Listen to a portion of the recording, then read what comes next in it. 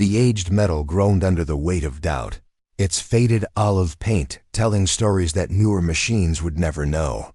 In a world where technology promised perfection and appearances determined worth, sometimes the most unlikely heroes emerged from the shadows of neglect.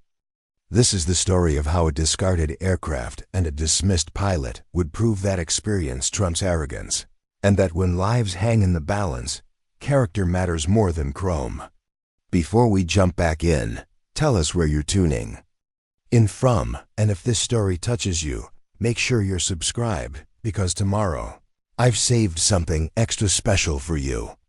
The morning sun cast long shadows across Riverside Regional Hospital's helipad, where Chief Flight Nurse Elena Vasquez stood examining what could only be described as aviation's equivalent of a junkyard rescue.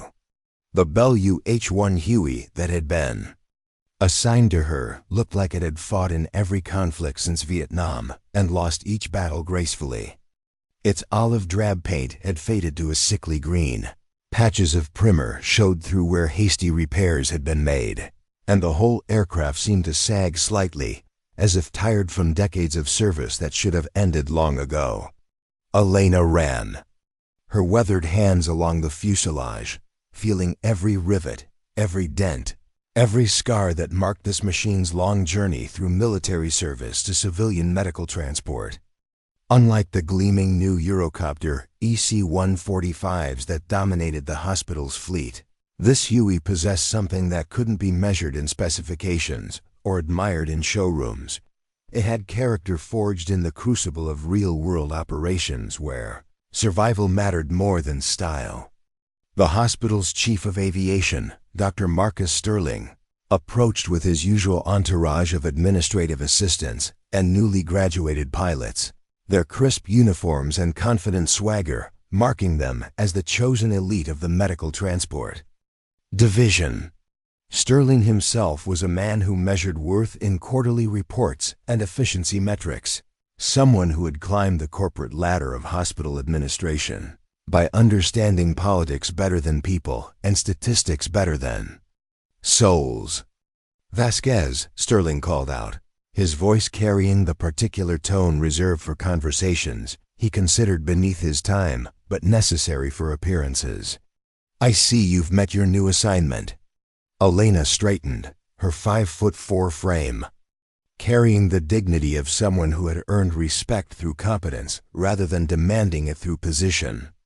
She had been flying medical transports for 15 years, longer than most of the current staff had been out of flight school, yet somehow found herself relegated to equipment that others considered inadequate for modern operations. "Yes, sir," she replied, keeping her voice professionally neutral while internally cataloging the dismissive glances from Sterling's companions. "I've been conducting my initial inspection." Sterling's laugh held no warmth, echoing across the helipad like a pronouncement of judgment. Inspection might be too generous a term. This particular aircraft has been sitting in our reserve hangar for 8 months while we tried to figure out what to do with it. The FAA requires us to maintain it in airworthy condition, but frankly, it's more of a maintenance burden than an asset. Dr. Jennifer Chun, one of Sterling's protégés and pilot of the hospital's newest EC145, stepped forward with the confident smile of someone who had never faced real adversity. "I'm surprised they're putting anyone back in that thing. The avionics are from the Stone Age, and the performance specs are barely adequate for basic transport missions.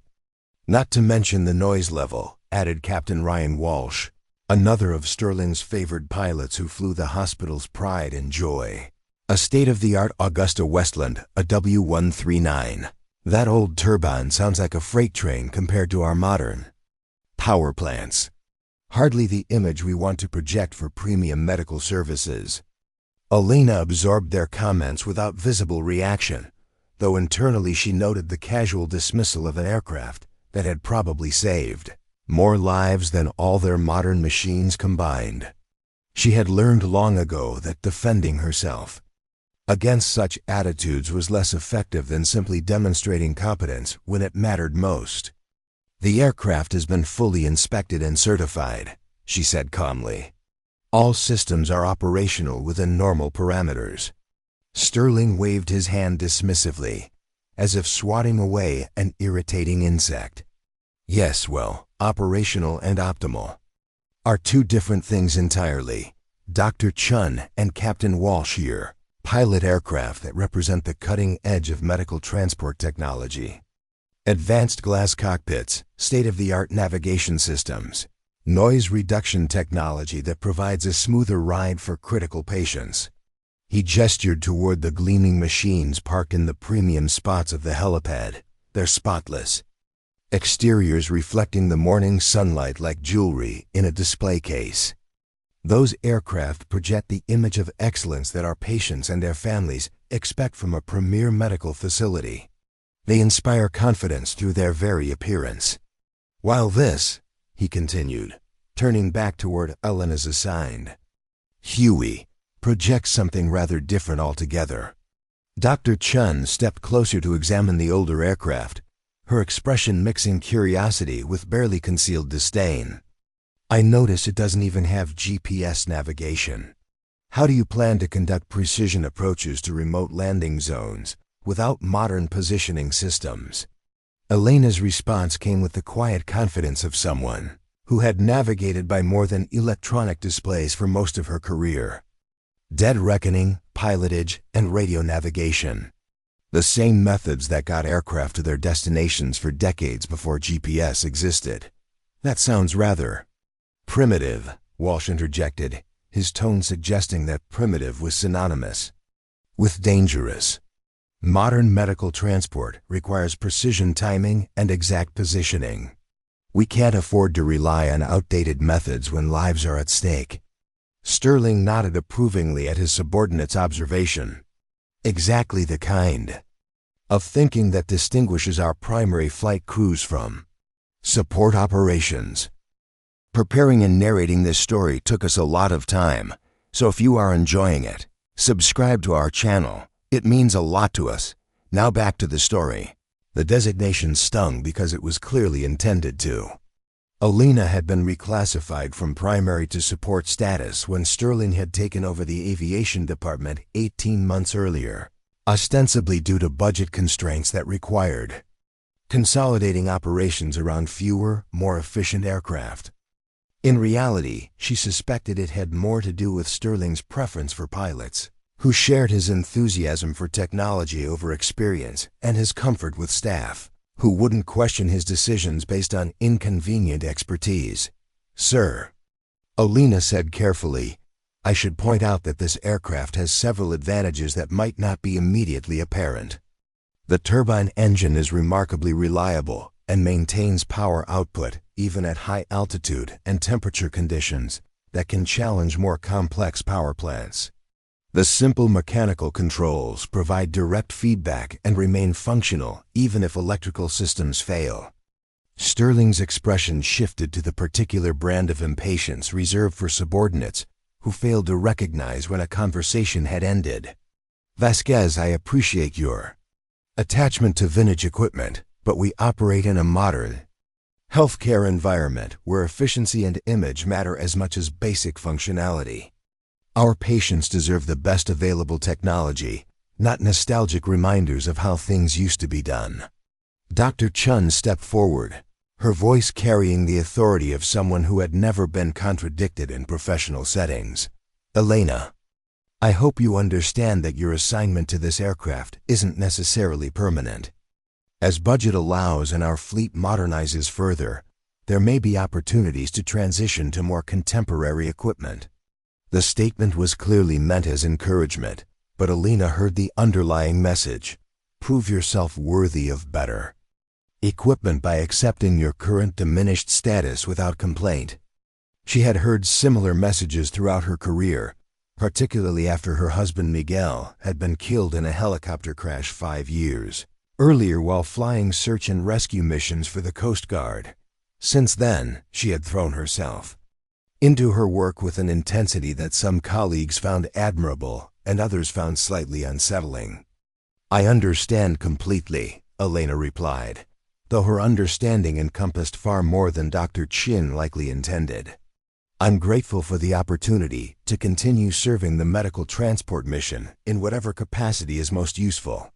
Sterling checked his expensive watch, a gesture that Elena recognized as his standard signal that conversations had reached their natural conclusion according to his schedule.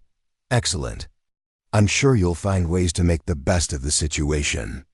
Now, if you'll excuse us, we have a department meeting to attend." As the group moved away, their conversation shifting to more important topics like budget allocations and performance metrics, Elena found herself alone with the aircraft that would either prove her worth or confirm her irrelevance. She walked around the Huey one more time, this inspection more thorough and personal than her earlier technical assessment. The helicopter bore the scars of hard service honestly. A bullet hole near the tail rotor had been carefully patched and painted over, but Elena could still trace its outline with her fingertips. The cargo bay doors showed wear patterns from countless stretcher loadings, and the pilot's seat had been shaped by thousands of hours of use by someone who understood that comfort mattered less than getting the job done. Inside the cockpit, Elena found evidence of the aircraft's history scattered throughout the instrument panel. Flight manuals bore handwritten notations and margins, corrections and additions made by pilots who had learned through experience rather than classroom instruction. The radios were older models that required manual tuning rather than preset channels. But Elena knew they would continue transmitting when more sophisticated equipment failed due to moisture or vibration. Most telling of all was a small photograph tucked into the corner of the instrument panel, showing a young pilot in military fatigue standing beside this same aircraft in what appeared to be a desert environment. The pilot's name was barely visible on a faded name tag, but his expression carried the quiet confidence of someone who had learned to depend on his machine and his skills in equal measure. Elena understood that expression because she had seen it in mirrors after particularly challenging missions. The look of someone who had faced real danger and emerged with both aircraft and passengers intact. It was an expression that couldn't be taught in flight schools or acquired through simulator training. It had to be earned through experience that tested both skill and character under conditions that revealed what someone was truly made of. The radio in her flight suit crackled to life, bringing her back to the immediate present. "Aviation Unit 7. This is dispatch. We have a routine transfer request, Riverside Regional to County General, non-emergency transport." Elena keyed her microphone, responding with the professional efficiency that had characterized her career regardless of what aircraft she was assigned to fly. "Dispatch, Aviation Unit 7 copies. 8 at to patient pickup 15 minutes. As she began the pre-flight checklist, Elena reflected on how dramatically her career had shifted since Sterling's arrival. Previously, she had been assigned to the most challenging missions: mountain rescues, offshore emergency retrievals, weather-related transports that pushed both aircraft and pilot to their operational limits. Her experience and judgment had been valued precisely because they couldn't be replaced by technology or enthusiasm. Now she found herself relegated to routine transfers between hospitals, missions that any competent pilot could handle and that rarely tested the skills she had developed over years of demanding operations. It was honest work that served genuine medical needs, but it felt like being asked to use a precision instrument for tasks that required only basic tools. The Huey's turbine engine spooled up with a sound that was indeed different from the newer aircraft, not better or worse, but distinct in the way that revealed its origins in an era when machines were built to operate under adverse conditions rather than optimal ones. The rotor blades began their familiar pattern, cutting through the air with mechanical precision that had been refined through decades of operational experience. Elena lifted off from the hospital's helipad with the smooth competence that had earned her reputation before politics and preferences had relegated her to secondary status. The Huey responded to her inputs with the direct mechanical feedback that she had always preferred over the computer-mediated controls of newer aircraft. She could feel exactly what the machine was doing, sense its condition through vibrations, and sounds that told stories no display screen could communicate. Below her, the city of Riverside spread out in the morning sunlight, a mixture of urban development and natural geography that created unique challenges for aviation operations. Mountains rose to the east, their peaks often shrouded in clouds that could change from benign to dangerous with little warning. To the west, the Pacific Ocean stretched toward a horizon that regularly disappeared behind walls of fog that rolled inland during certain weather patterns. Elena had flown in all of these conditions, learning to read the subtle signs that distinguished manageable challenges from potentially lethal situations. She had landed on highway shoulders during multi-vehicle accidents, extracted patients from remote camping areas accessible only by air, and maintained controlled flight through weather that had grounded aircraft with more sophisticated equipment but less experienced operators. The routine transfer proceeded without incident, an elderly patient being moved from Riverside's intensive care unit to County General's specialized cardiac facility. The patient's daughter rode along, gripping Elena's seat as she watched the landscape pass below through windows that offered a view unobstructed by the complex instrument panels of newer aircraft. "Is this safe?" the woman asked, her voice carrying the anxiety common to family members experiencing their first helicopter flight during a medical emergency. Elena's response carried the calm authority of someone who had answered similar questions hundreds of times. "Ma'am, this aircraft has been flying medical missions for over 20 years without a single accident. It may not look as modern as some others, but it's proven its reliability under conditions that would challenge any machine." The woman seemed reassured, though Elena suspected her confidence came more from the pilot's demeanor than from any technical specifications. Passengers responded to competence displayed through behavior rather than equipment, and Elena had learned long ago that projecting calm confidence was as important as any mechanical capability when it came to passenger comfort during stressful situations.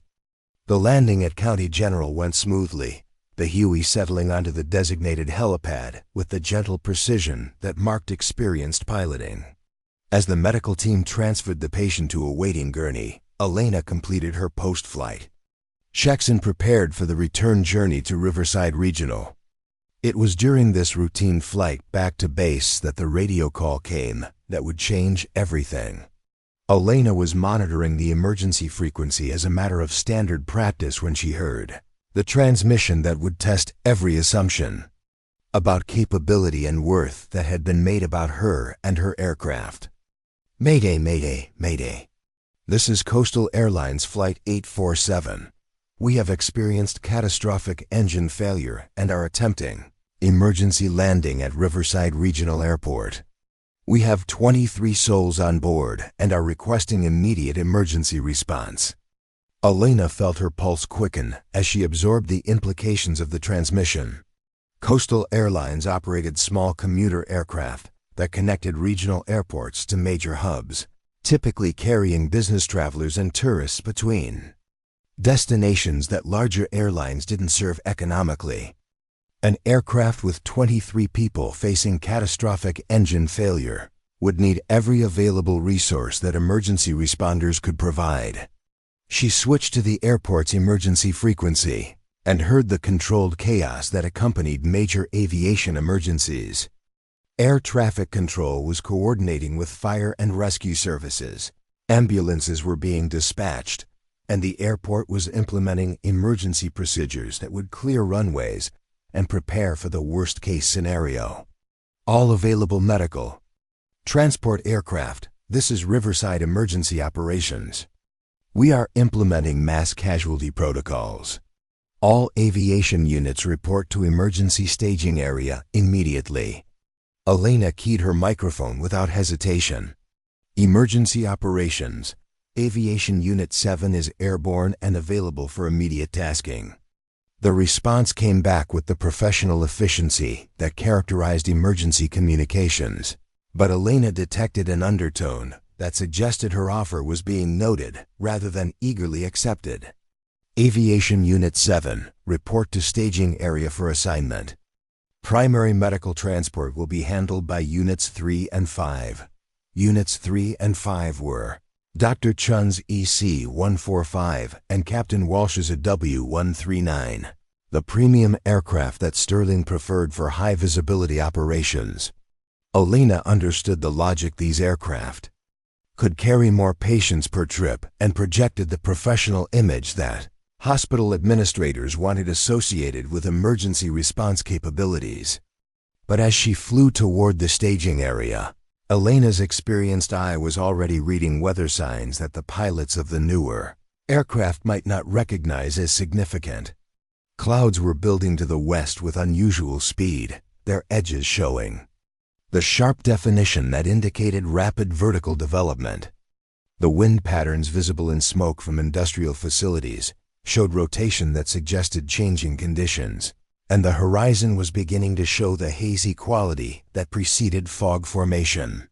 Elena had seen weather like this before, had learned to recognize the atmospheric signatures that could transform routine operations into challenges that tested every aspect of pilot skill and aircraft capability.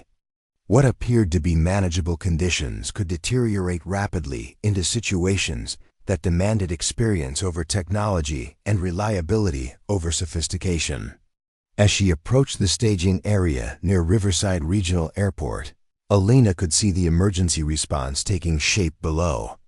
Fire trucks positioned around the runway, ambulances forming orderly lines near the terminal, and aircraft of various types preparing for what everyone hoped would be a successful emergency landing, followed by efficient medical transport of any injured passengers. But Elena's attention was drawn to the western horizon, where the clouds were building with ominous speed toward what meteorologists called explosive development.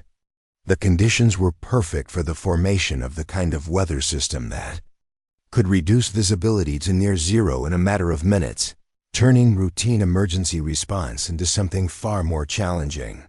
She landed in the designated staging area and shut down her aircraft, but instead of joining the other pilots in the operations trailer, she took a moment to study the weather patterns with the focused attention of someone who had learned that atmospheric conditions could change faster than official forecasts could track. What she saw confirmed her growing concern. They were looking at the development of a weather system that could ground aircraft within hours or trap them in conditions that would test the limits of both machine and pilot. Inside the operations trailer, the atmosphere was tense but controlled. Emergency coordinators were managing resources with practiced efficiency, preparing for multiple scenarios depending on how successfully the disabled aircraft could land. Sterling was present, coordinating with hospital administration and ensuring that the medical transport response would reflect well on the facility's capabilities.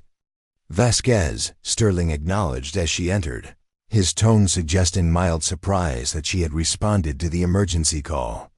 "I assume you're here to provide support functions as needed." Elena nodded, though she kept her attention focused on the weather displays that showed conditions developing faster than most of the personnel in the trailer seemed to recognize. "Yes, sir. I wanted to make you aware that weather conditions are deteriorating more rapidly than current forecasts indicate. We may be looking at near-zero visibility within the next few hours."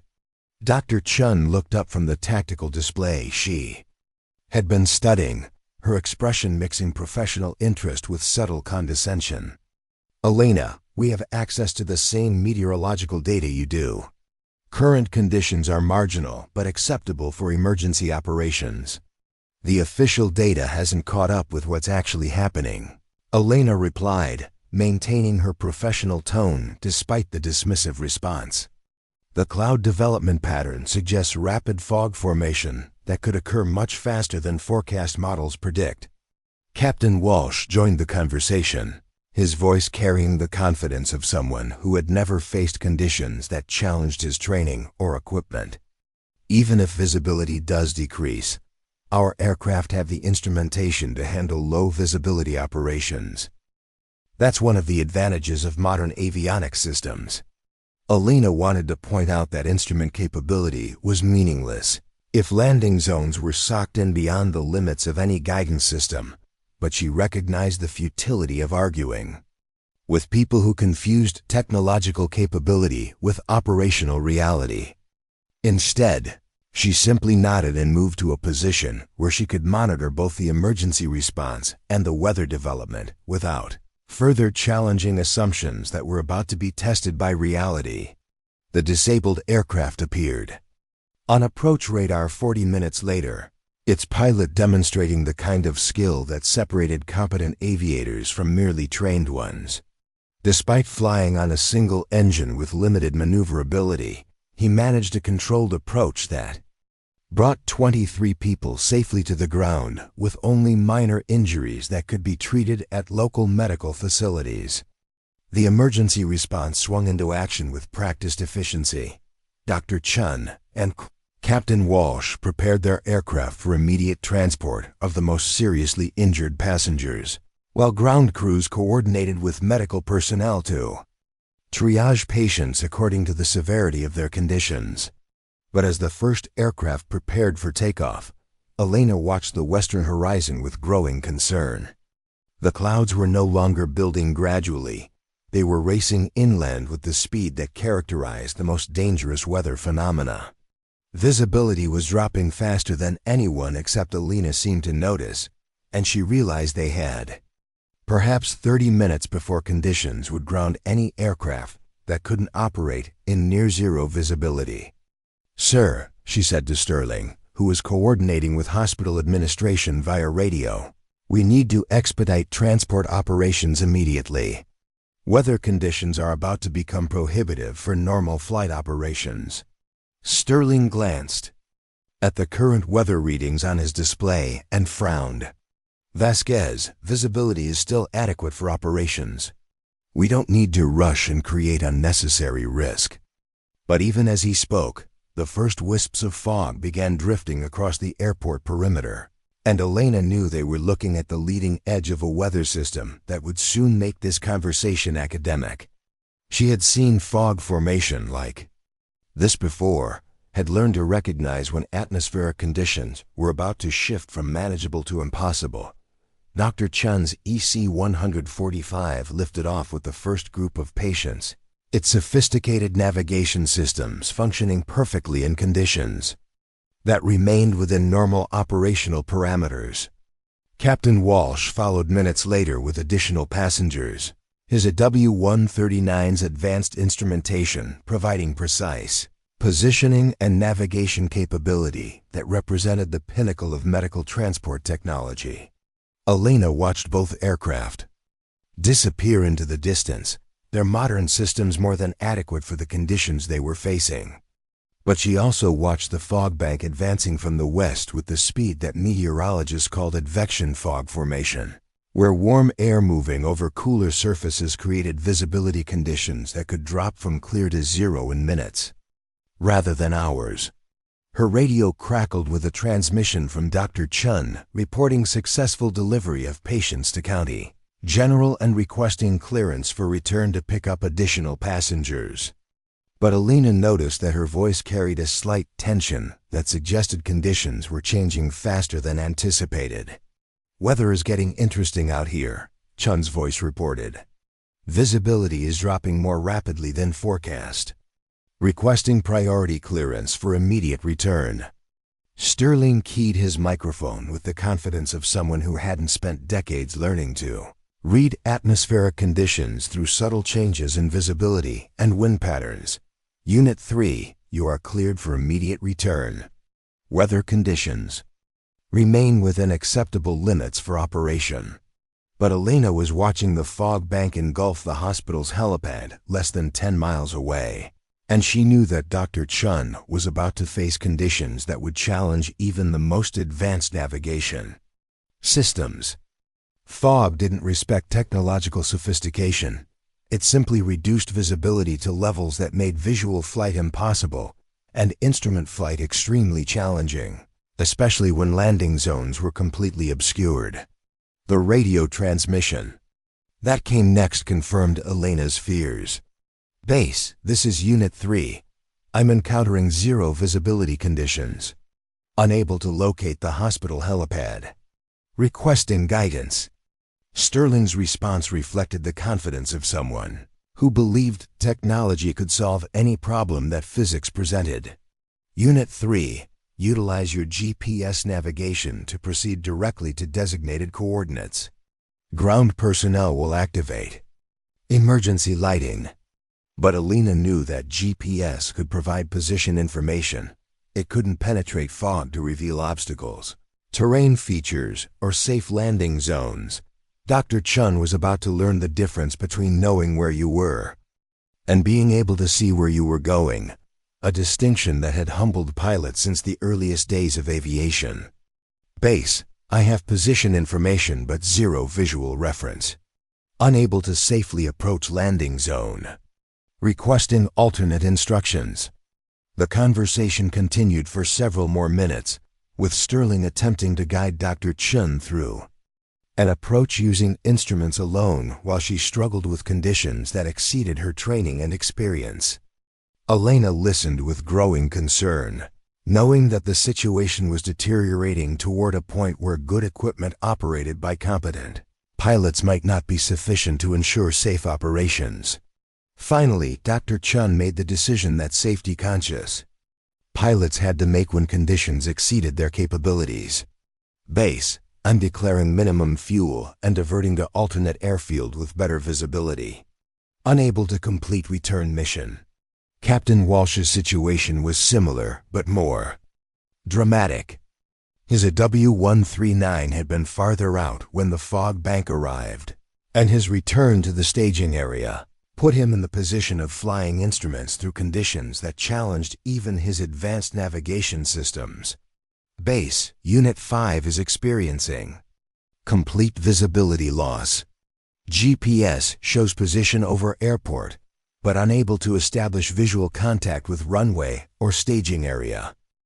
Requesting emergency guidance. The radio chatter that followed reflected the controlled urgency that characterized aviation emergencies, where weather rather than mechanical failure became the primary threat.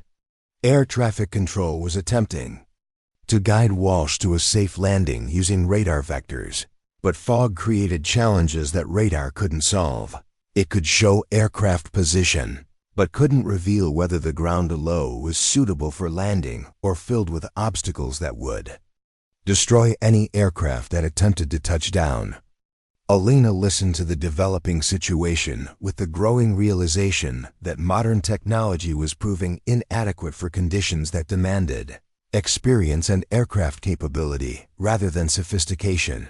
Dr. Chun was safely on the ground at an alternate airport but unavailable for continued medical transport. Captain Walsh was circling in conditions that were consuming fuel while providing no solutions for safe landing. And 15 more passengers from the emergency landing were still waiting for medical transport that was becoming increasingly impossible as weather conditions moved beyond the operational limits of the hospital's primary aircraft. Sterling stood in the operations trailer watching his carefully planned emergency response dissolve into chaos as weather proved indifferent to technology and administrative preferences. His most capable aircraft were either grounded by conditions or burning fuel while unable to land, and the passengers who needed medical transport were watching their window of opportunity close as rapidly as visibility was decreasing. It was at that moment that Elena stepped forward with a quiet confidence that seemed out of place in a situation spiraling toward failure. "Sir, my aircraft remains available for patient transport." Sterling turned toward her with an expression that mixed desperation with skepticism. The Huey that he had dismissed as obsolete suddenly represented his only option for completing a mission that had seemed routine just hours earlier. "Vasquez, visibility is near zero. These are conditions that have grounded our most advanced aircraft." Elena nodded toward the fog-shrouded airport where the remaining passengers waited. "Yes, sir, but this is exactly the kind of weather that aircraft like mine were designed to handle." As she spoke, the fog continued its relentless advance, swallowing the last visible landmarks and transforming a routine emergency response into a test of whether experience and determination could succeed where technology and confidence had failed. The stage was set for Elena and her dismissed aircraft to prove that sometimes the old ways weren't just different, they were better. The fog now covered everything, turning the world outside the operations trailer into a gray void that seemed to absorb sound as effectively as it blocked vision. Elena could hear the uncertainty in Sterling's voice as he attempted to coordinate with aircraft that could no longer see well enough to function, and she realized that the moment of truth had arrived faster than anyone except her had anticipated. 15 people were still waiting for transport to medical facilities, and the only aircraft capable of reaching them was the one that had been relegated to secondary status because it didn't project the right image or incorporate the latest technology. Elena knew that the next few hours would determine not just the success of the emergency response, but whether competence would triumph over prejudice when lives hung in the balance. The test was about to begin, and Elena was ready. The operations trailer fell silent except for the steady hum of electronic equipment and the distant sound of fog-muffled emergency vehicles. Sterling stared at the weather displays, showing visibility readings that had dropped to measurements typically reserved for the most severe storm conditions, while radio reports confirmed that both of his premier aircraft were effectively neutralized by atmospheric conditions that had developed faster than anyone had predicted. Elena watched the hospital administrator struggle with a decision that challenged every assumption he had made about capability and worth. His Golden Boy pilots were either grounded at alternate airports or circling helplessly above landing zones they couldn't see, while 15 injured passengers waited in conditions that were growing more dangerous with each passing minute. The radio crackled with another transmission from Captain Walsh, his voice tight with the stress of flying instruments and conditions that pushed even advanced navigation systems to their limits. Base, Unit 5 has been holding for 20 minutes. Fuel state is becoming critical. I need immediate guidance to a suitable landing area or clearance to divert to alternate. Sterling grabbed the microphone with hands that trembled slightly, the weight of command suddenly feeling heavier than he had ever experienced. Unit 5, stand by for guidance. We're coordinating with air traffic control for emergency landing procedures. But Elena knew that air traffic control couldn't create visibility where none existed, couldn't clear fog that had settled over every potential landing zone within 50 miles. She had watched weather patterns like this before, had learned to recognize when atmospheric conditions created situations that demanded different solutions rather than technological ones. "Sir," she said quietly, stepping closer to Sterling's position at the communications console, "the weather pattern we're seeing typically persists for 6 to 8 hours once it stabilizes. Captain Walsh is going to run out of fuel long before conditions improve enough for visual landing." Sterling turned toward her with eyes that reflected the desperate calculation of a man watching his carefully constructed world collapse around him. "What are you suggesting, Vasquez?" Elena gestured toward the radar display showing the fog bank's extent and density. "I'm suggesting that some aircraft are better suited for these conditions than others. My Huey has mechanical flight controls that provide direct feedback even when visibility is zero. The engine responds predictably to power changes, and the airframe is stable enough to fly entirely on instruments without computerized assistance."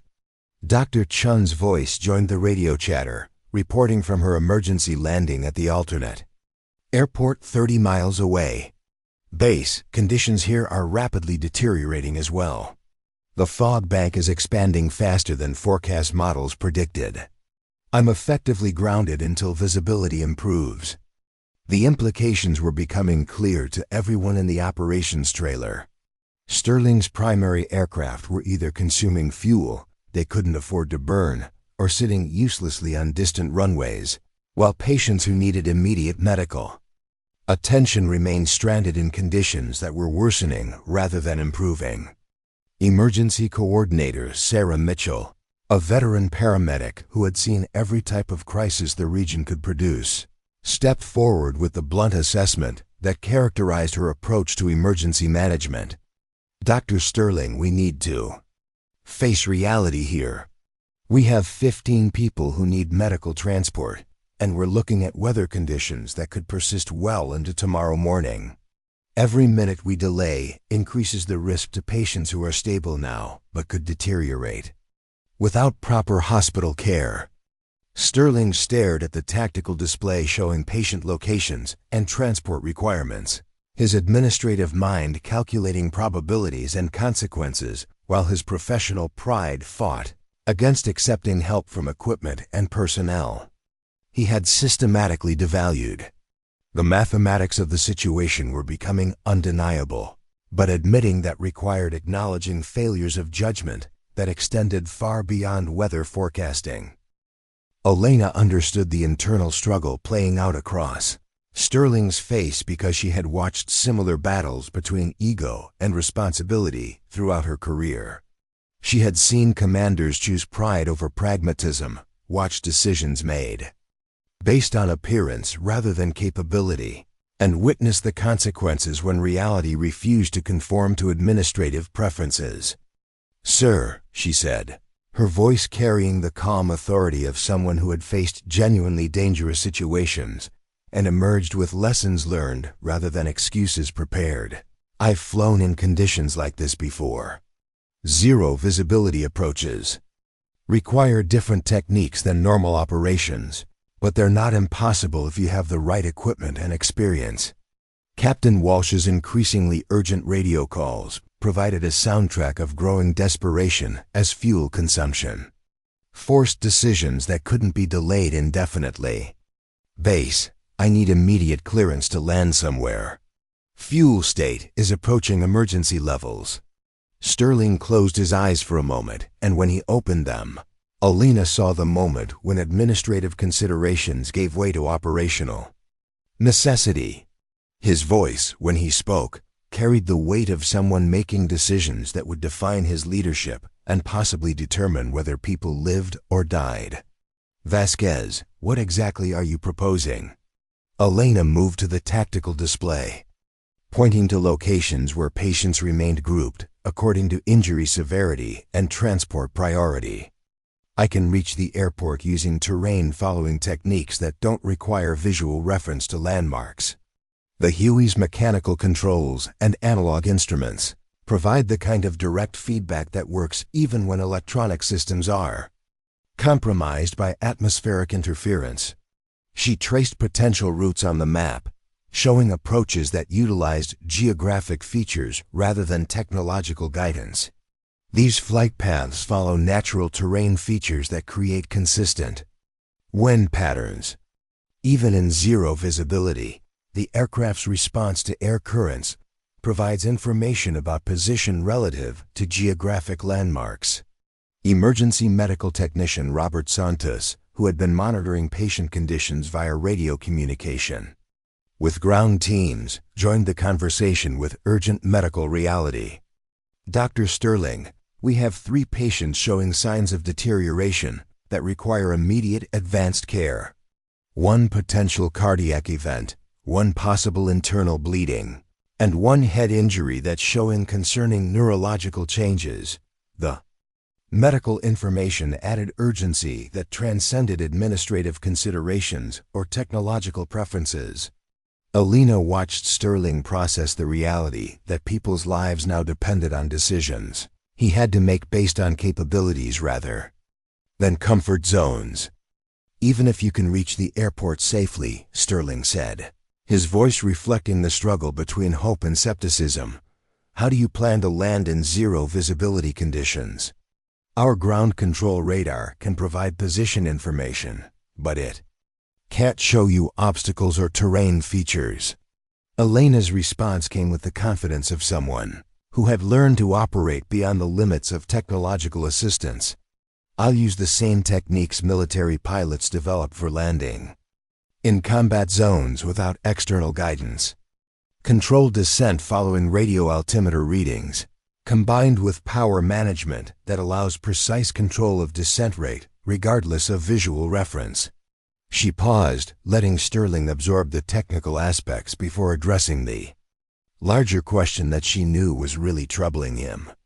"Sir, this isn't about proving anything or taking unnecessary risks. This is about using equipment and techniques specifically designed for conditions that challenge conventional approaches." Captain Walsh's voice cut through their conversation with increasing desperation. "Base, I'm declaring a fuel emergency. I need immediate clearance to attempt landing at any available location." Sterling grabbed the microphone, his voice reflecting the controlled urgency of someone trying to manage multiple crises simultaneously. "Unit 5, you are cleared to attempt emergency landing at Riverside Regional. Ground crews are standing by with emergency equipment." But Elena knew that ground crews couldn't create visibility or remove obstacles that Walsh couldn't see. She watched Sterling authorize an approach that would test the limits of both pilot skill and aircraft capability under conditions that offered little margin for error. The radio fell silent for several minutes as Walsh attempted an instrument approach to an airport he couldn't see, guided only by air traffic control radar and his own navigation systems. Elena found herself holding her breath, knowing that the next few minutes would determine whether Sterling's preferred technology could succeed where experience suggested it might fail. "Base, I can't establish visual contact with the runway." Attempting missed approach. Walsh's transmission carried the strain of someone pushing both aircraft and personal capabilities to their absolute limits.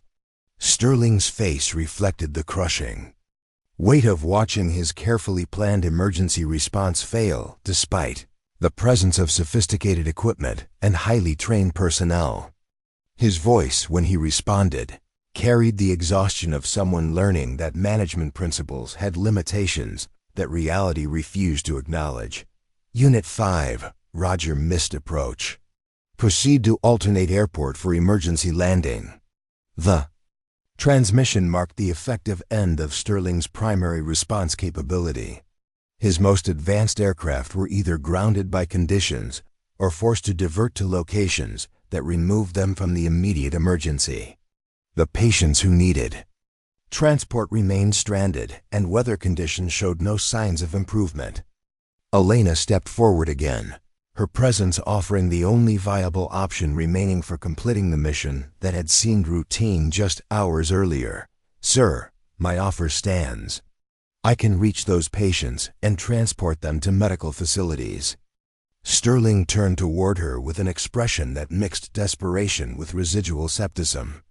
The aircraft he had dismissed as obsolete suddenly represented his only hope for success, operated by a pilot whose experience he had systematically devalued.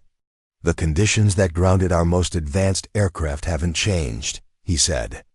But his voice lacked the conviction that had characterized his earlier dismissals. Elena nodded toward the fog-shrouded airport where emergency lights created ghostly halos in the gray void. "No, sir, the conditions haven't changed. But different aircraft have different capabilities for dealing with challenging conditions." Emergency Coordinator Mitchell intervened with the practical urgency that characterized her approach to crisis management. "Dr. Sterling, we need to make a decision now. Patient conditions are deteriorating, and we're running out of options that don't involve significant risk regardless of which approach we choose." The weight of multiple responsibilities settled over Sterling like a physical burden. His primary aircraft were neutralized. His preferred pilots were either grounded or struggling with conditions beyond their experience, and the administrative structure he had built around technological superiority was proving inadequate for real-world challenges. Elena watched him wrestle with decisions that would define his leadership and possibly determine whether the emergency response succeeded or failed.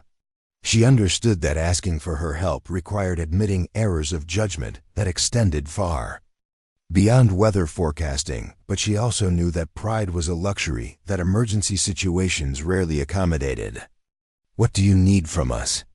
Sterling asked finally, his voice carrying the weight of someone accepting help from sources he had previously dismissed. Elena's response was immediate and professional, reflecting preparation that had been ongoing. Despite her secondary status, authorization to launch immediately, direct communication with ground medical teams, and clearance to operate using non-standard approach procedures that may not conform to normal air traffic control requirements. Sterling nodded, reaching for communication equipment that would coordinate the kind of emergency response he had never imagined authorizing. You have complete authority to conduct this mission using whatever methods you consider appropriate. Elena felt the weight of responsibility settle over her like a familiar garment. 15 people were depending on her ability to fly in conditions that had defeated more advanced aircraft, using techniques that challenged conventional wisdom about safe operation limits. She headed toward the door of the operations trailer. But Sterling's voice stopped her before she could leave. "Vasquez, be careful out there. I can't afford to lose anyone else today." Elena turned back toward him, seeing for the first time genuine concern that transcended administrative relationships or professional hierarchies. "Sir, I'll bring them home."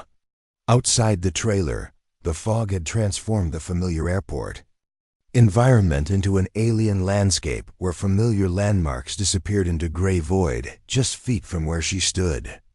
Elena could hear the sounds of emergency equipment and personnel moving through the murk, but visual confirmation of their positions was impossible beyond arm's length. She made her way toward the Huey using memory and the distant sound of its auxiliary power unit that had been left running during the extended standby period.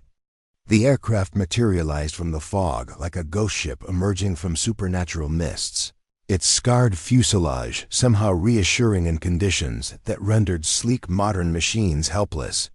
Elena conducted her pre-flight inspection using touch, more than sight, her hands confirming system status and mechanical condition through techniques that predated electronic displays and computerized monitoring. The Huey's simple mechanical systems provided direct feedback that remained reliable regardless of atmospheric conditions or electronic interference. Inside the cockpit, she began startup procedures that had been refined through decades of operation.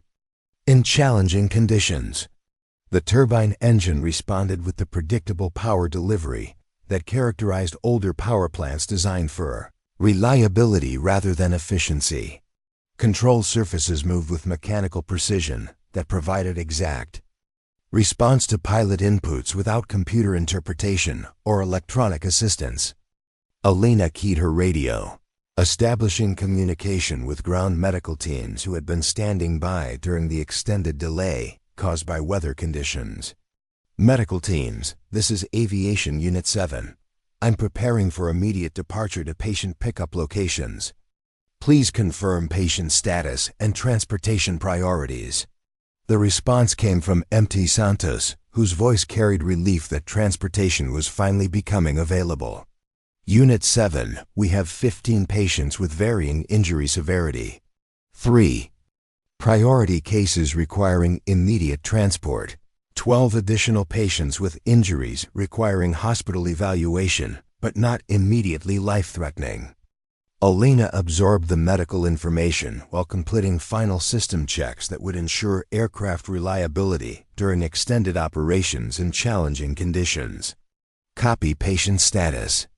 I'll need clear radio communication during approach and landing procedures. Visibility is 0, so I'll be relying on your guidance for final positioning." She lifted off from the staging area with the steady confidence that came from knowing exactly what her aircraft could and couldn't do under extreme conditions. The Huey rose into the fog with mechanical steadiness, its simple systems providing reliable operation when sophisticated alternatives had proven inadequate. The flight toward the airport required navigation techniques that modern pilots rarely used, following terrain features that remained consistent regardless of visibility conditions. Elena flew by reading wind patterns, engine response, and aircraft attitude rather than relying on visual landmarks that had been erased by atmospheric conditions. Her radio crackled with transmissions from ground teams, confirming patient locations and preparing for aircraft arrival. Despite the challenging conditions, emergency responders had maintained organization and readiness that would allow efficient patient loading once she could reach the designated pickup areas. Unit 7, this is Ground Medical Team Leader. We have emergency lighting activated around the landing zone, but visibility remains near zero. Can you establish visual contact with our position? Elena's response reflected the reality of flying in conditions that challenged every conventional approach to aviation operations. Negative visual contact. I'm using instrument navigation and radio altimeter for position reference. Guide me to your location using compass headings and distance estimates. The next few minutes required coordination between aircraft and ground. Teams that transcended normal communication procedures. Elena descended through the fog using power management and attitude control that allowed precise positioning without visual reference to obstacles or terrain features. Ground team voices provided navigation guidance that supplemented instrument readings, creating a collaborative approach to landing that combined technological capability with human judgment. The process was slower than normal visual approaches, but it provided safety margins that remained effective even when conventional methods failed. Unit 7, you are directly overhead our position. Emergency lighting should be visible below your aircraft. Elena looked down through the fog and saw the ghostly glow of emergency lights, creating a dim outline of the landing zone. The visual reference was minimal but sufficient for final approach guidance when combined with instrument readings that confirmed position and altitude. The landing required every technique she had learned about operating in degraded visibility conditions. Elena brought the Huey down with careful power management that allowed controlled descent regardless of visual limitations, using radio altimeter readings to monitor proximity to the ground while maintaining aircraft control through instrument reference. The touchdown was gentle despite the challenging conditions, the Huey's landing gear settling onto the designated area with precision that reflected careful coordination between air and ground teams. Elena kept the aircraft running while medical teams began the efficient process of loading patients according to injury priority and transport requirements. The first 3 patients were loaded quickly, their medical conditions requiring immediate hospital care that had been delayed by weather conditions beyond anyone's control. Elena monitored aircraft weight and balance, while medical personnel secured patients and equipment for transport through conditions that would challenge normal flight operations. Unit 7, first group loaded and secured. Patients stable for transport. M.T. Santos reported, his voice carrying relief that critical medical cases were finally receiving the advanced care they needed. Elena lifted off into the fog with her first group of patients, beginning the return flight to hospital facilities using the same terrain-following techniques that had brought her safely to the pickup location. The Huey carried its precious cargo through conditions that had defeated more sophisticated aircraft, proving that sometimes reliability mattered more than technology. The flight back to Riverside Regional tested every aspect of aircraft and pilot capability, but Elena had prepared for exactly these kinds of conditions throughout her career.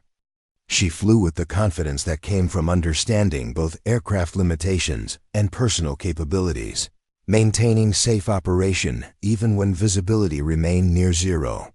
Landing at the hospital required coordination with ground medical teams who had prepared for patient reception despite weather conditions that complicated normal helicopter operations.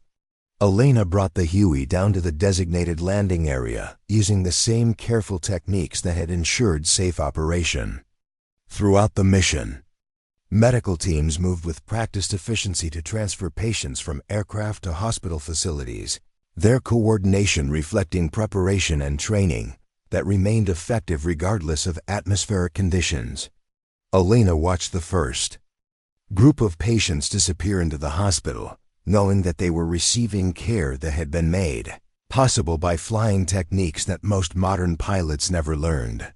Sterling appeared at the aircraft as Elena prepared for her second trip, his expression reflecting amazement at operations that had succeeded where his preferred methods had failed.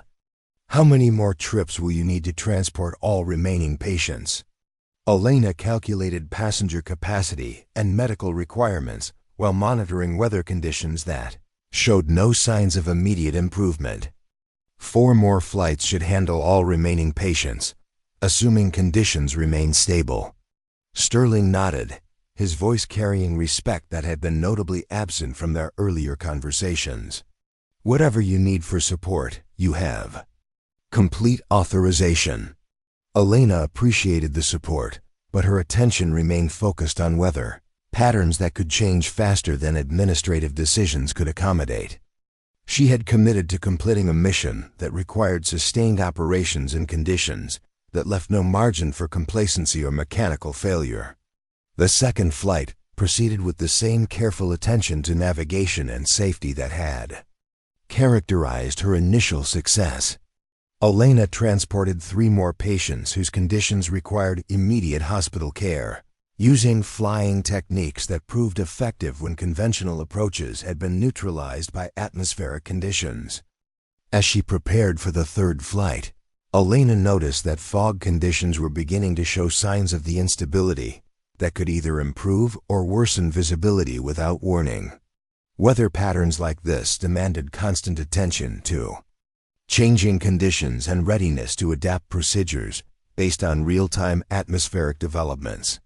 The radio brought news that Captain Walsh had successfully landed at an alternate airport and was safe, but effectively out of the immediate emergency.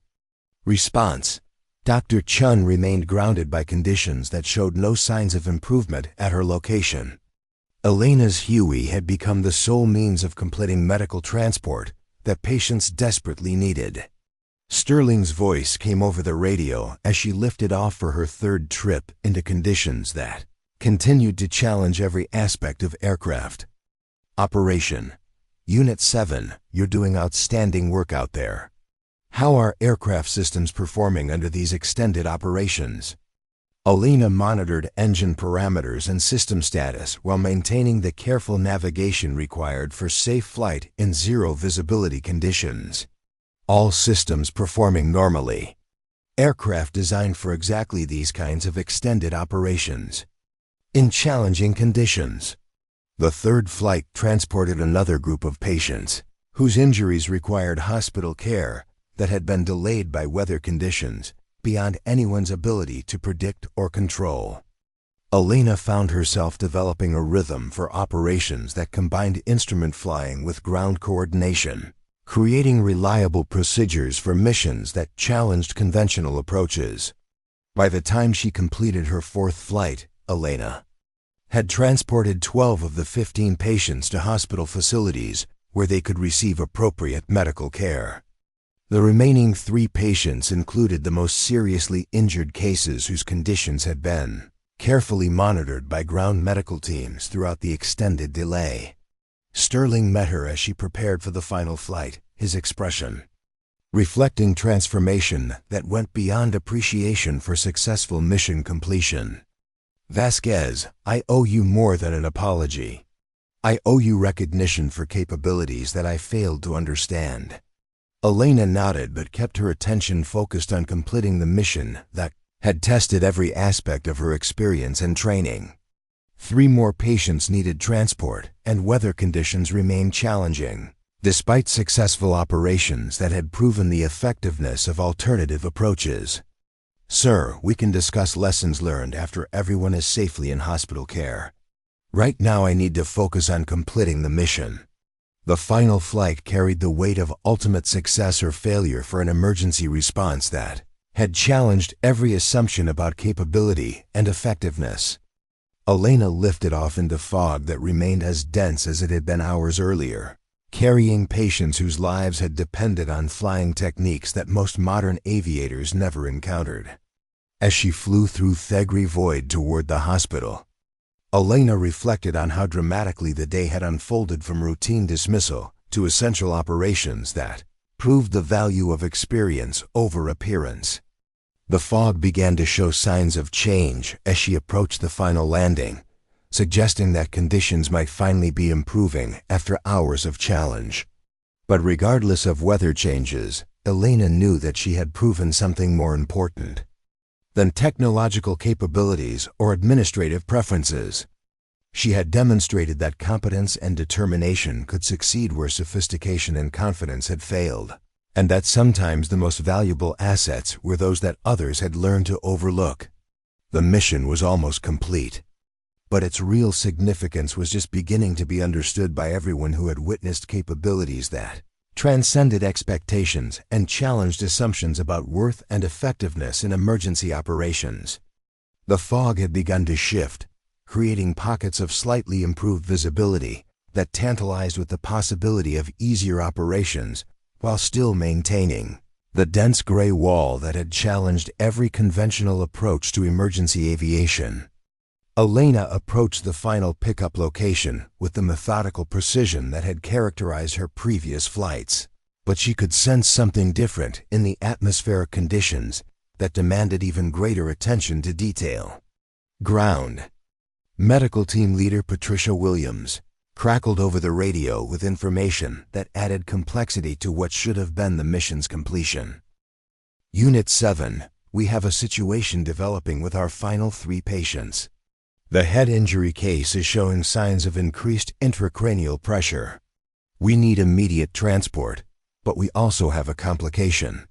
Elena maintained her instrument approach, while processing the medical information that could change everything about the final phase of the rescue operation.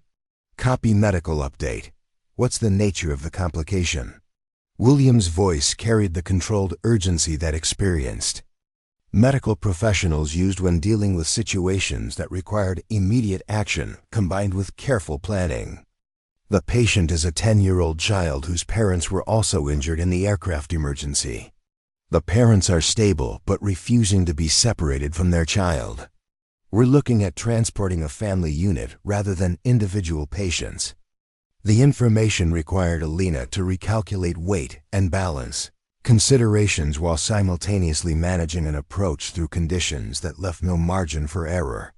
Transporting family members together during medical emergencies created emotional benefits that often outweighed logistical complications, but it also meant managing additional passengers whose conditions and needs might complicate aircraft operations. Understood. What's the total passenger count and combined weight estimate? Mrs. Santos joined the radio conversation with technical details that would determine aircraft loading procedures. Total of 5 souls, including the child patient, both parents, and 1 additional passenger who sustained a broken leg. Combined weight, approximately 650 pounds including medical equipment. Elena ran quick calculations while monitoring engine performance and atmospheric conditions that continued to present navigation challenges. The Huey could handle the passenger load without exceeding operational limits, but the combination of weather conditions and passenger complexity would test every aspect of her flight management capabilities. She brought the aircraft down through the fog, using the same careful power management techniques that had proven effective throughout the extended rescue operation. The landing zone materialized from the gray void as ground team emergency lighting created a dim outline that provided just enough visual reference for safe touchdown. As medical teams began loading the final group of passengers, Elena noticed movement at the edge of the landing zone that hadn't been present during her previous visits. Additional emergency personnel had arrived, but their presence suggested complications that went beyond routine patient transport. Unit 7, be advised we have media personnel on scene, Williams reported, her voice reflecting the additional complexity that public attention brought to emergency operations. News crews managed to reach the location despite weather conditions. They're requesting permission to document the rescue operations. Elena felt a familiar tightness in her chest as she realized that her mission was being observed by people. whose interest focused more on dramatic footage than operational safety. Media attention during emergency operations created pressures that could influence decision-making in ways that compromise both effectiveness and safety. Sterling's voice joined the radio chatter from the operations center, confirming that the patient's voice rescue operation had attracted attention that extended beyond immediate medical needs. Unit 7. Be advised that hospital administration has been contacted by multiple news organizations requesting information about the emergency response. Apparently, word has spread about successful operations in conditions that grounded other aircraft. The information meant that Elena's performance was being evaluated, not just by medical effectiveness but by public perception of hospital capabilities during crisis situations. Success would reflect well on the institution's emergency preparedness, while failure would become a very public demonstration of inadequate response capabilities. Elena focused on patient loading procedures while trying to ignore the presence of cameras and reporters who had somehow managed to reach a location that should have been inaccessible due to weather conditions. The injured child was carefully secured in the aircraft's medical transport configuration, surrounded by family members whose presence provided emotional support that medical equipment couldn't replace. All passengers secured and ready for transport, Santos reported, but his voice carried tension that suggested additional complications were developing.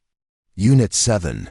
Be advised that weather conditions appear to be changing rapidly. We're seeing wind shifts that could affect takeoff procedures. Elena immediately began monitoring atmospheric indicators that could signal dangerous changes in conditions that had remained relatively stable throughout her previous flights. Wind shear during takeoff operations posed risks that multiplied exponentially when visibility remained near zero and passengers included critically injured patients who couldn't tolerate aggressive maneuvering. She lifted off with extra caution, feeling the aircraft's response to air currents that had indeed shifted from the patterns she had learned to expect during the earlier rescue flights. The Huey climbed through increasingly turbulent air that required constant control adjustments to maintain stable flight while protecting passengers from excessive motion that could worsen their injuries. Unit 7. How are conditions up there? Sterling's voice carried concern that reflected growing awareness of the challenges Elena was facing during what should have been the mission's routine conclusion. Elena's response required careful balance between honest assessment and confidence that wouldn't alarm passengers who were listening to radio communications. Conditions are more challenging than previous flights, but manageable with appropriate techniques. Head to hospital approximately 12 minutes. The flight toward Riverside Regional tested every skill Elena had developed through years of flying in difficult conditions. Wind patterns had become unpredictable, creating turbulence that challenged her ability to maintain smooth flight while protecting injured passengers from motion that could cause additional medical complications. The 10-year-old patient's condition added urgency that transformed routine transport into a race against time where every minute could determine the difference between successful treatment and permanent disability. Elena found herself pushing aircraft performance closer to operational limits while maintaining the safety margins that protected all passengers from risks that couldn't be justified by time pressure alone. Unit 7. This is Dr. Elizabeth Park. At Riverside Regional Emergency Department, we have surgical teams standing by for immediate intervention on the pediatric head injury case. What's your ETA and patient status? Elena glanced back at the medical equipment monitoring the child's condition while maintaining instrument flight through turbulence that would have been challenging even with perfect visibility. ETA 8 minutes. Patient vital signs stable, but showing continued signs of increased intracranial pressure. Family members are managing stress well considering circumstances. Dr. Park's voice carried the clinical efficiency that characterized emergency medicine professionals preparing for cases that required immediate intervention. Copy patient status. We'll have neurosurgical consultation available immediately upon arrival. Landing zone is prepared with full emergency lighting and ground medical support. The approach to Riverside Regional required navigating through wind conditions that had deteriorated significantly since Elena's previous landing at the hospital.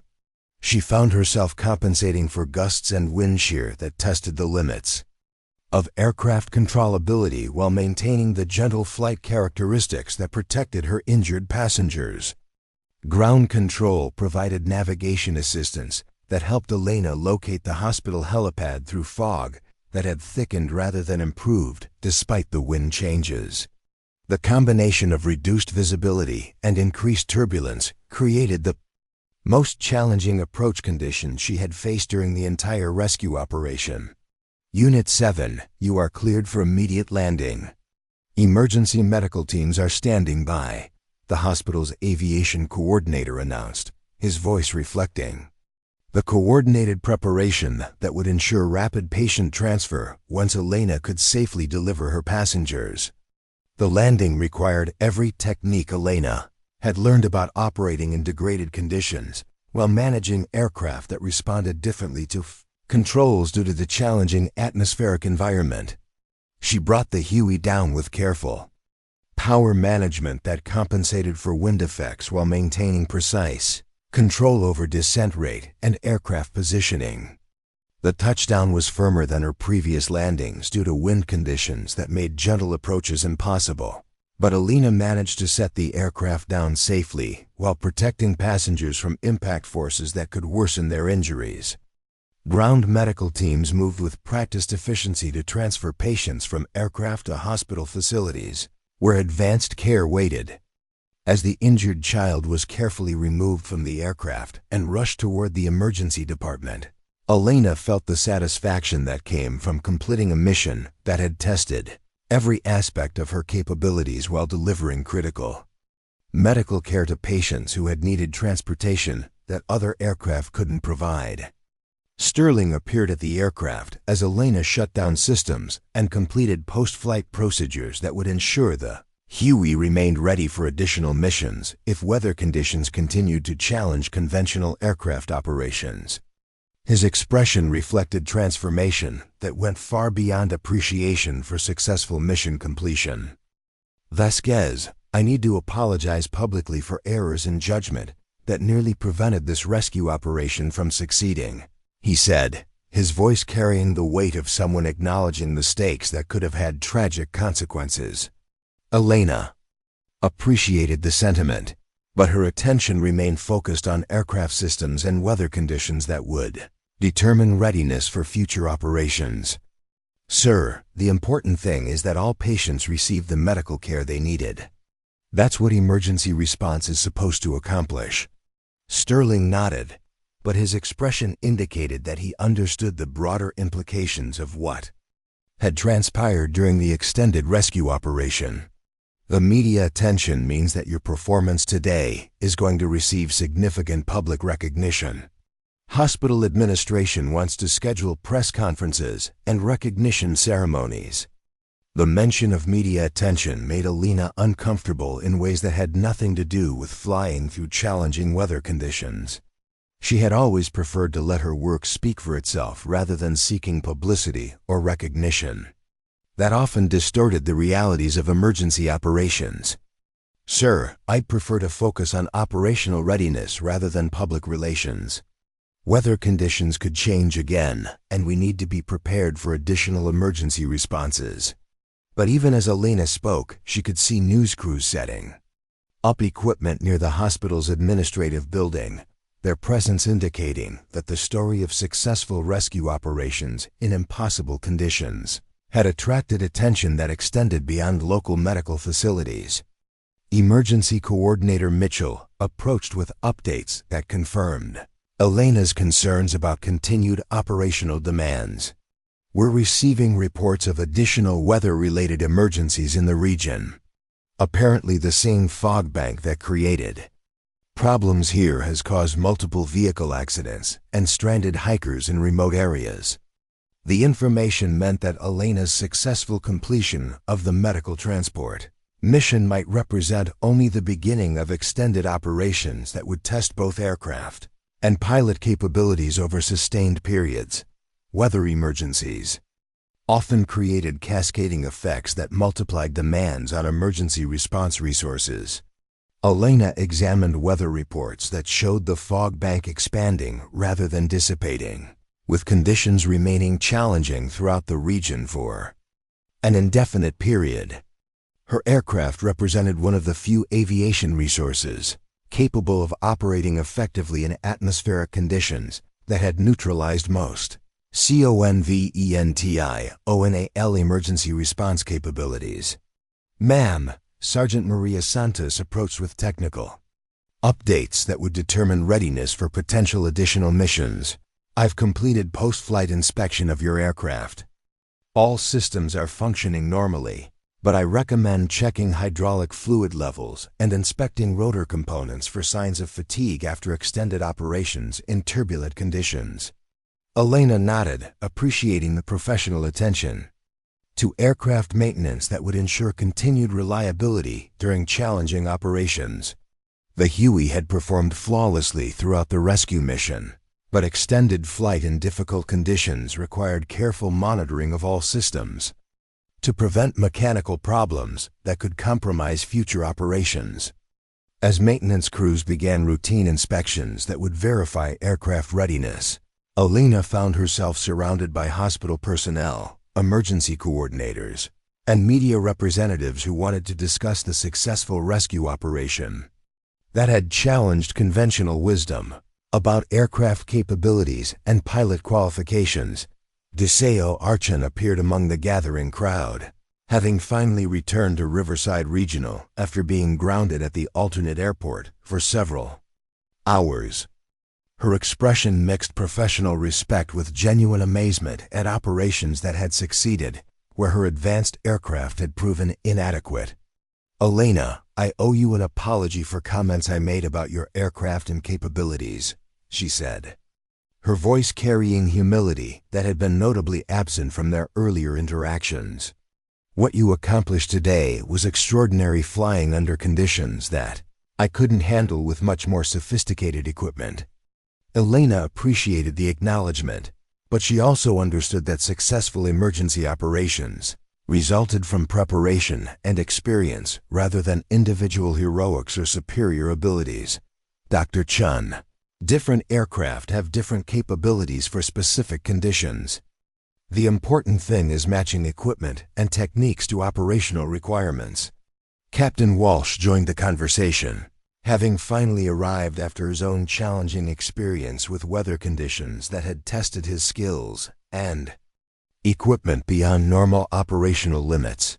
His expression reflected the soberness that came from facing situations where technology alone proved insufficient for mission success.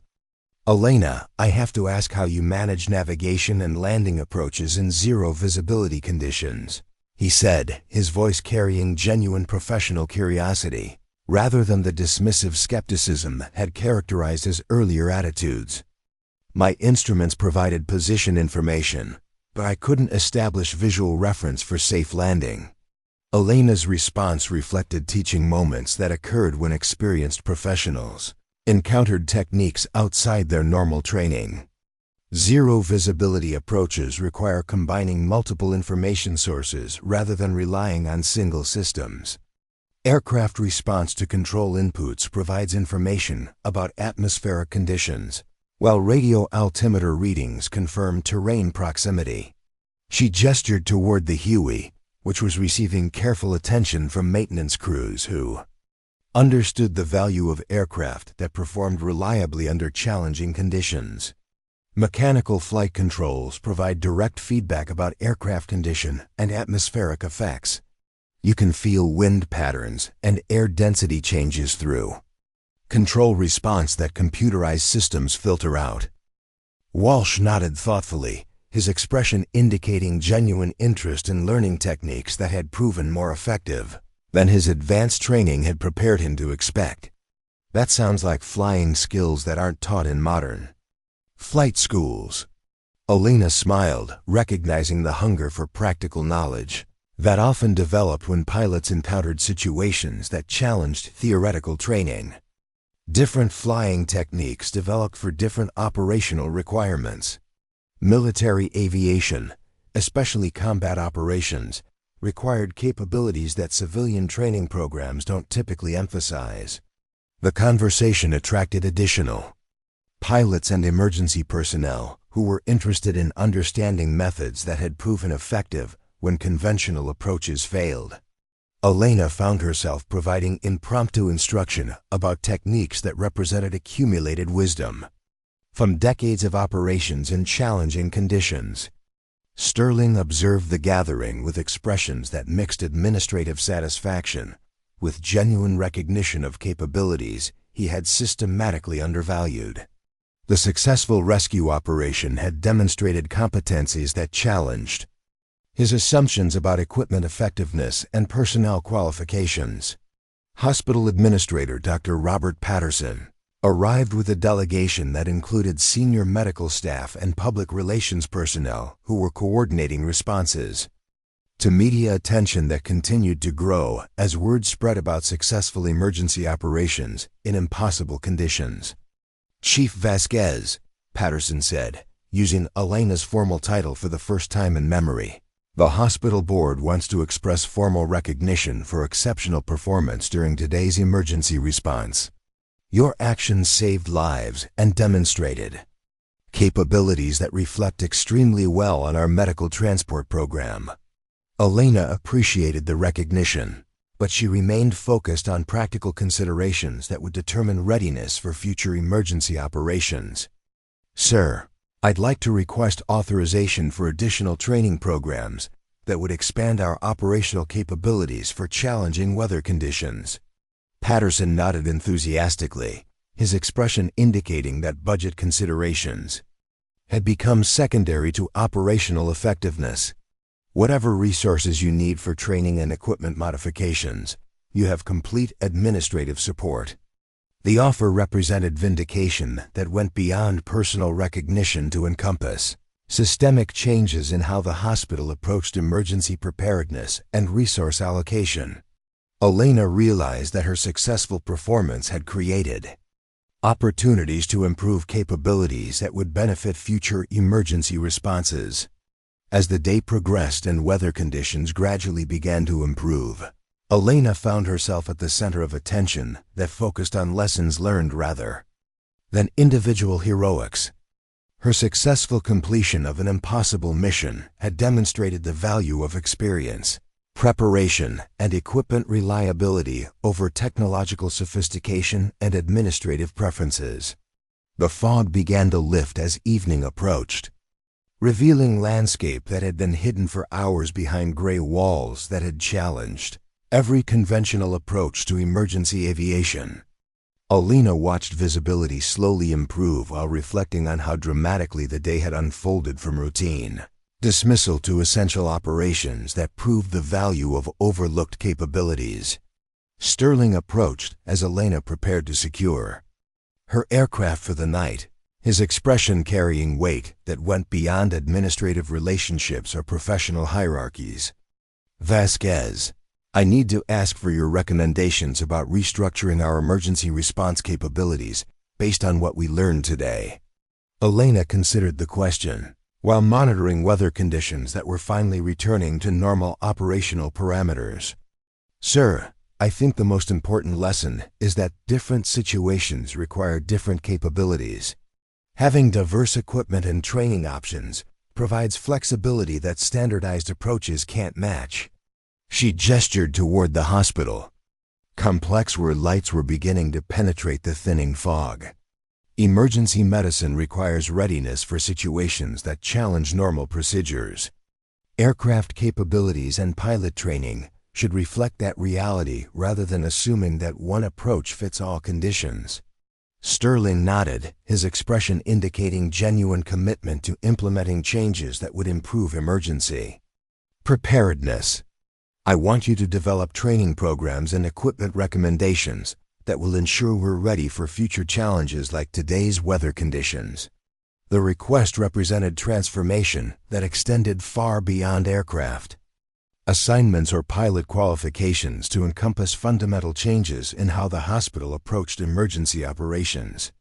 Elena realized that her performance had created opportunities to improve capabilities that would benefit countless future patients. As Elena completed her final checks and secured the Huey for the night, she reflected on how the day had evolved. From personal challenge to institutional change, 23 lives had been saved through operations that proved experience and determination could succeed where sophistication and confidence had failed. The fog continued to lift, revealing stars that had been hidden for hours behind atmospheric conditions that had tested every assumption about capability and worth. Elena walked toward the hospital complex knowing that tomorrow would bring new challenges, but also knowing that the lessons learned today would ensure better preparation for whatever situations emergency medicine might require. Behind her, the scarred Huey sat ready for whatever missions the future might bring, its mechanical systems and proven reliability representing values that transcended appearance and challenged assumptions about what constituted true capability in the demanding world of emergency medical transport. The real test had been completed successfully, but its implications would continue influencing emergency preparedness long after the weather conditions that had created the crisis had become memory. Elena had proven that sometimes the most valuable assets were those that others had learned to overlook, and that competence mattered more than convenience when lives hung in the balance. The transformation was complete, but the work of building better emergency response capabilities was just beginning. 6 months later, Elena stood before a packed auditorium at the National Emergency Medical Services Conference, facing an audience of hospital administrators, flight crews, and emergency coordinators from across the country. The presentation screen behind her displayed photographs of the Huey that had become legendary in medical transport circles, its weathered exterior now recognized as a symbol of capability that transcended appearance. "The most important lesson we learned that day," Elena said, her voice carrying the quiet authority that had developed through months of sharing her experience with professionals eager to improve their own emergency preparedness, was that effectiveness isn't always found in the newest or most expensive equipment. Sometimes it's discovered in the capabilities we've forgotten to value. The audience listened with the focused attention that characterized people whose work involved life and death decisions. Elena's story had spread throughout the emergency medical community, not as an inspiring tale, but as a case study in operational philosophy that challenged conventional wisdom about resource allocation and personnel management. Dr. Sterling sat in the front row, his expression reflecting transformation that went far beyond administrative adjustments to encompass fundamental changes in how he approached leadership and decision-making. The events of that foggy day had become a catalyst for restructuring emergency operations that now emphasized capability over convenience and experience over appearance. Following the incident, Riverside Regional implemented comprehensive changes to our emergency response protocols. Sterling had explained to the conference earlier that morning. We expanded our aircraft fleet to include multiple types of equipment, suitable for different operational conditions. More importantly, we restructured our pilot assignments to match experience with mission requirements, rather than administrative preferences. The changes at Riverside Regional had attracted attention from hospital systems nationwide that were reevaluating their own emergency preparedness in light of lessons learned from Elena's successful operations in impossible conditions. The story had become required reading in emergency management programs and aviation safety courses that emphasized the importance of diverse capabilities and experienced judgment. Elena's presentation concluded with technical details about zero visibility, flying techniques that had proven essential during the rescue operation. The audience asked questions that reflected genuine professional interest in methods that could improve their own emergency response capabilities during challenging conditions. Chief Vasquez asked Dr. Amanda Foster from Seattle Medical Center, how do you recommend integrating these older flying techniques into modern training programs that emphasize technological solutions? Elena's response reflected months of developing training curricula that combined traditional skills with contemporary equipment. The key is understanding that technology should enhance human capabilities rather than replace them. Pilots need to maintain proficiency with fundamental techniques that remain effective when sophisticated systems reach their operational limits. The conference had provided Elena with opportunities to share knowledge that extended far beyond her own experience to encompass lessons learned by generations of pilots who had operated in challenging conditions. Her presentations attracted audiences that included not just medical transport personnel, but military aviators, search and rescue specialists, and emergency responders who face similar challenges in their own operational environments.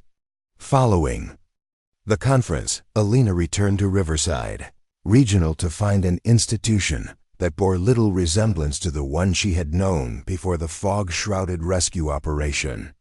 The aviation department had expanded to include specialized equipment and training programs that prepared crews for diverse operational challenges rather than standardized procedures alone. The old Huey had been completely refurbished, its mechanical systems updated while maintaining the reliability and simplicity that had proven so effective during the emergency. But more importantly, it had been joined by additional aircraft selected for capability rather than appearance, creating a fleet that could respond effectively to various emergency conditions. Dr. Chun approached Elena in the hangar where maintenance crews were conducting routine inspections on multiple aircraft types that now comprised the hospital's diverse emergency response capability. Her attitude reflected the professional respect that had developed through months of working together on training programs that emphasized skill development over equipment preferences. Elena, the new pilots are asking about advanced weather flying instruction, Chun said, her voice carrying genuine enthusiasm for techniques she was still learning herself. They want to understand how to operate safely when conditions challenge normal procedures. Elena nodded, appreciating the hunger for practical knowledge that had emerged throughout the aviation department as personnel realized the value of capabilities they had never been taught to develop. We'll start with basic instrument flying in degraded visibility conditions and progress to emergency landing techniques that don't rely on electronic guidance. The training programs Elena had developed attracted participants from other hospitals and emergency services who recognized the value of skills that could make the difference between successful operations and tragic failures when normal procedures proved inadequate. Her expertise had become a resource that extended far beyond Riverside Regional to benefit emergency responders throughout the region. Captain Walsh joined their conversation, his expression reflecting the humility that had replaced his earlier confidence in technological solutions. The experience of being grounded by conditions that Elena had successfully navigated had fundamentally changed his approach to flying and emergency preparedness. "I've been practicing the navigation techniques you taught us," Walsh said, his voice carrying genuine appreciation for knowledge that had expanded his operational capabilities. "It's remarkable how much information is available through aircraft response and atmospheric feedback when you know how to interpret it." Elena smiled, recognizing the satisfaction that came from sharing knowledge that could improve emergency response capabilities and potentially save lives in future crisis situations. The transformation of attitudes throughout the aviation department had created an environment where experience was valued alongside innovation, and diverse capabilities were seen as assets rather than complications. Sterling appeared in the hangar with visitors who had traveled from other hospital systems to observe training programs and operational procedures that had attracted national attention. His role had evolved from administrator focused on efficiency metrics to advocate for emergency preparedness that emphasized capability over convenience. "Chief Vasquez," Sterling said, using the formal title that now reflected Elena's position as head of the expanded aviation training program. These representatives from Denver Medical Center are interested in implementing similar programs at their facility. They'd like to discuss equipment selection and pilot training requirements. Elena welcomed the opportunity to share knowledge that could improve emergency medical services beyond her own institution. The lessons learned during the fog-shrouded rescue had proven applicable to emergency situations throughout the country, where weather conditions, terrain challenges, and equipment limitations required diverse approaches to successful operations. As the day concluded, Elena walked out to the aircraft that had started it all, the refurbished Huey that continued serving as both operational asset and symbol of capabilities that transcended appearances. The aircraft looked better than it had in years, its systems updated and exterior restored, but it retained the character that came from proven service in challenging conditions. The child whose life had been saved during that critical final flight had recovered completely, his family sending regular updates that reminded Elena why emergency medical services existed, and why preparedness mattered more than politics or preferences. 23 people had returned to their lives because someone had been ready to operate when conventional approaches proved inadequate. Elena's phone buzzed with a text message from Miguel's old Coast Guard squadron, informing her that her husband's unit was implementing training programs based on techniques she had demonstrated during the rescue operation. The message carried special meaning because it connected her current work with the legacy of service that had defined both their careers. As she prepared to leave for the day, Elena reflected on how dramatically her professional life had changed. From dismissed pilot flying routine transfers to recognized expert developing emergency response capabilities for institutions nationwide. The transformation had begun with weather conditions that tested every assumption about worth and capability, but it had continued through months of proving that competence mattered more than convenience in truly critical situations. The hospital's aviation program now served as a model for emergency preparedness that emphasized diverse capabilities, experienced judgment, and equipment selected for reliability rather than appearance. Elena's story had become more than inspiration. It had become a blueprint for emergency response that prioritized effectiveness over administrative preferences. Tomorrow would bring new challenges and opportunities to improve emergency medical services that could make the difference between successful operations and tragic failures when conventional approaches proved inadequate. Elena had learned that the most valuable capabilities were often those that others had forgotten to appreciate, and that sometimes the greatest achievements came from proving that experience and determination could succeed where sophistication and confidence had failed. The fog had lifted long ago, but its lessons continued influencing emergency preparedness and challenging assumptions about what constituted true capability in the demanding world of emergency medical transport. Elena had proven that heroes often emerged from unexpected places, flying aircraft that others had dismissed to save lives that others had given up for lost. Up next, you've got 2 more standout stories right on your screen. If this one hit the mark, you won't want to pass these up. Just click and check them out.